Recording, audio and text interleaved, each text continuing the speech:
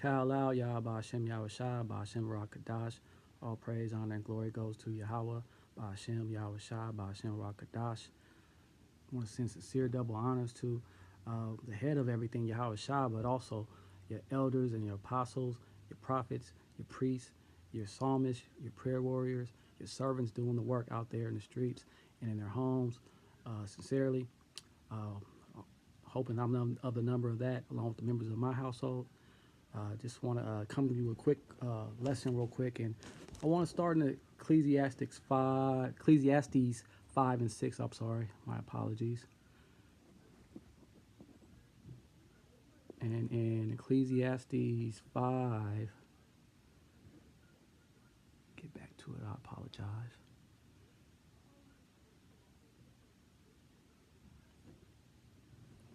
In Ecclesiastes 5, 6, and I'm going to read from the NLT.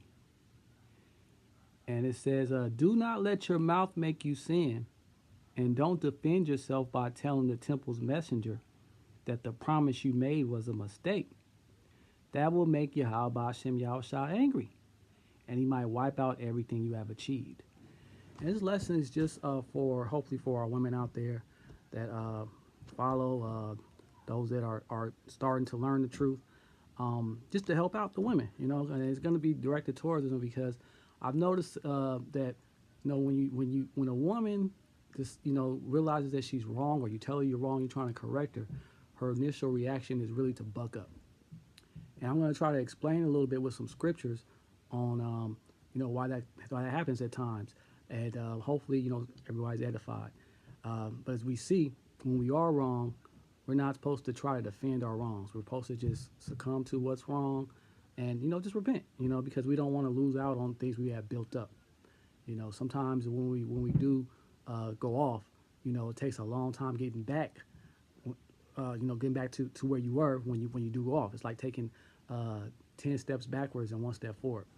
So if you go to Genesis 2:18, let's just get the definition and the role of a woman first, because we got to take it back to the beginning.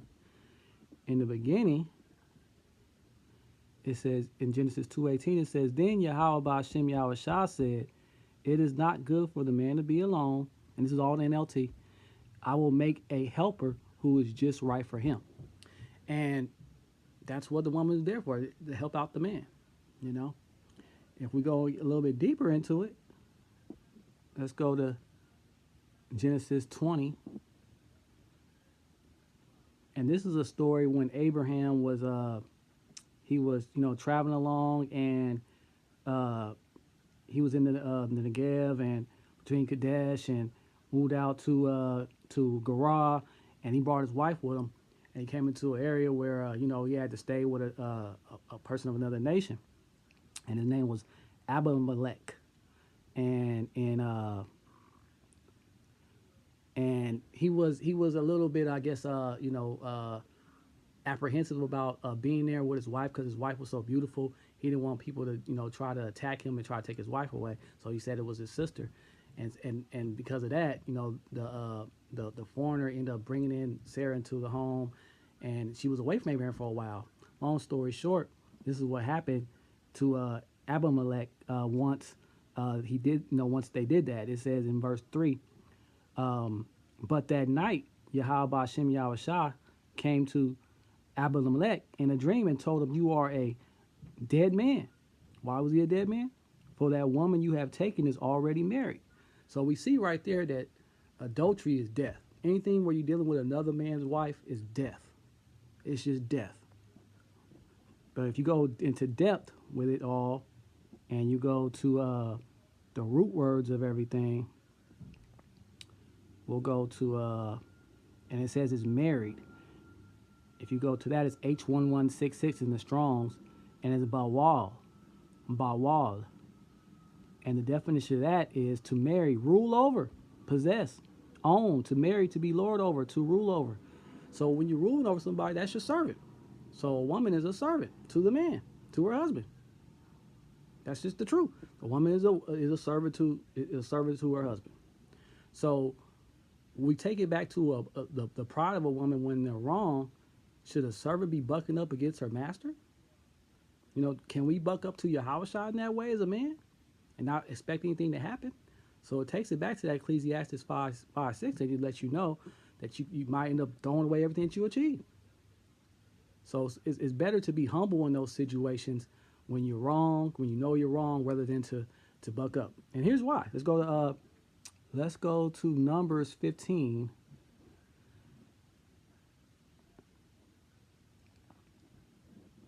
Numbers 15.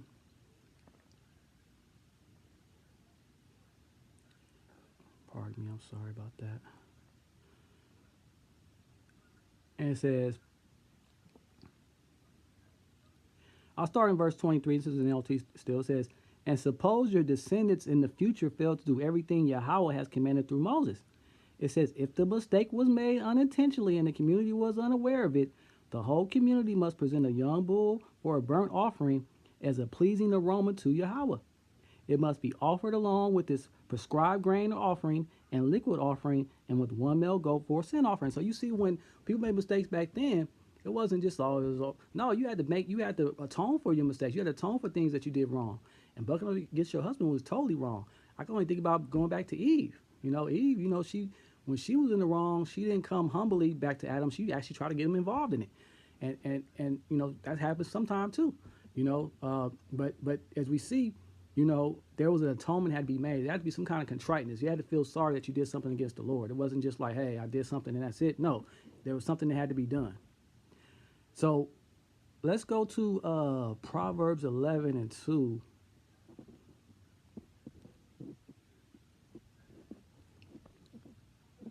And Proverbs 11 and 2 says, pride leads to disgrace, but with humility comes wisdom. So now we just got to learn how to, change our mindset. When it comes to when you come into situations where, you do feel disgraced, because that's what's really going on. When a person feels wrong, they feel corrected, they get that disgrace feeling, that shameful feeling. And if you go into the Strong's, it's Strong's H7036, which is the word kalan, and it says shame, disgrace, dishonor. And if you go to the root word of it, is H7034, which is kala. Kala, it says to disgrace, dishonor, be lightly esteemed, feeling lightly esteemed sometimes, feeling like, hey, I don't matter. You hear that all the time. To be dishonored, to be despised, be lightly esteemed, to treat with contempt. And that's what happens. When a woman, when you correct a woman most times you're going to get treated with contempt, because they're going to think like, who are you? Who are you to tell me these things? They're going to automatically feel that. But as we know, a woman is a servant. So if a woman is a servant, how can she buck up against somebody that's correcting her, that's over her in rank, and think that's going to go well with the Most High Yahweh? Let's give an example of how you're supposed to respond when you actually are wrong from a woman who wasn't really in sin, but she may have been a little careless because she wasn't thinking probably that the men around in the area at her time were wicked. And that's another thing that women do. They don't believe men can be so wicked, and they find themselves falling into adultery. They find themselves, fraternizing with men. Social media is like the devil's playground, Satan's playground, because you can find yourself as a woman, just having a quick conversation, and you could be fraternizing. You don't even realize it. Let's go to Susanna, and it's only one chapter, so I'm gonna start in verse.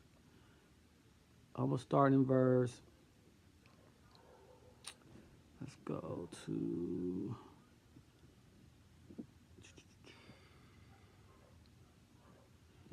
Let's start in verse 20, I believe. Let's see.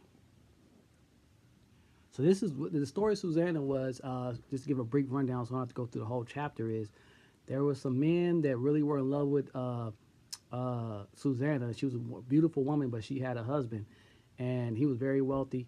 And these men were like some old farts. They were probably looking nasty and everything, and they were really lusting after her. And so they had a big event inside the brothers' garden. And after they left, they had a bath in the garden. So she told after everybody left, she told her servants to leave. They closed the doors, and she thought that she was alone. So she wasn't really thinking smart, wise, because at that moment, because she didn't think like maybe somebody's still there. She didn't go check around. She just, started undressing, getting in the bath. And then all of a sudden, those two wicked men popped out, and this is what happened. It says in verse 20, "Behold, the garden doors are shut, that no man can see us." So they're telling this to Susanna. Why? Because they want to do this. "And we are in love with thee, therefore content unto us and lie with us." They wanted to have sex with her. Both of them. They wanted to not only commit adultery, but they wanted to be sodomites. Excuse me. And it says, if thou wilt not, we will bear witness against thee that a young man was with thee. So they wanted to lie on her. "And therefore thou didst send away thy maids from thee."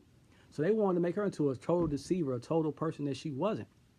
But this is where was her response. And this is the most important part I want you to get. It says, "Then Susanna sighed."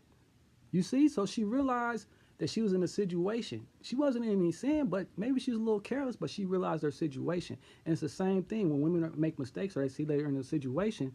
How should you respond? Should you be sighing or should you buck up? And it says, "Then Susanna sighed and said, I am straitened on every side." So she had trouble on each side. "For I do this thing, it is death unto me. And if I do not, I cannot escape your hands. It is better for me to fall into your hands and not do it than to sin in the sight of Yahweh."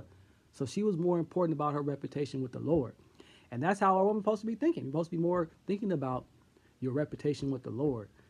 Reputation with the Lord, then you're going to follow your Lord that's above you, because it's just rank. Just think about it. I mean, you think about, work, you think about military,